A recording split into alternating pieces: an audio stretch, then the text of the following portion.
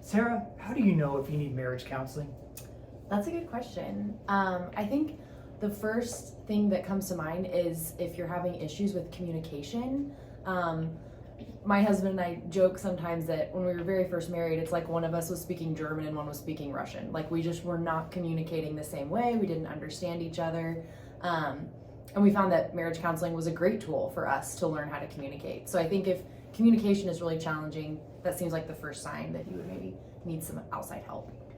If you are unhappy most of the time, I would say there's probably some information in that, as the goal isn't always happiness, but sometimes being a little bit happy is probably a good thing. It's okay to work for that, and marriage counseling can help with that. Yeah, definitely. I would also just, I think maybe evaluating your friendship. Like, are we just roommates? Are we just like kind of working together, or are we friends? Do we want to hang out? Do we want to go to dinner together? Do we always want to be with other people, or do we enjoy time just the two of us?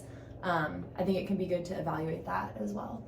If you are not close, then there's a problem. If you're emotionally not close, how well do you know the person that you're married to? How I don't know, think about all those places where closeness is a problem, because I've known married couples who would both report that they feel lonely most of the time. Mm-hmm. That's a problem. Mm-hmm. And that's something to evaluate. How are you connecting and how are you attending? Another option that I think can be helpful when you're pursuing counseling is there's a book called What Did You Expect by Paul David Tripp that is really I think it can be really, really helpful when you are kind of in a rut in marriage and your expectations aren't being met. If you had bad models, maybe your parents are good people, maybe they're still married, but you've seen them demonstrate all of the wrong ways to marry, then maybe that would be something to evaluate. Because when you get married, you get to create a new culture, you get to create a new interactive pattern, and having people to guide you and help you in that can help you as you decide how your marriage is going to be.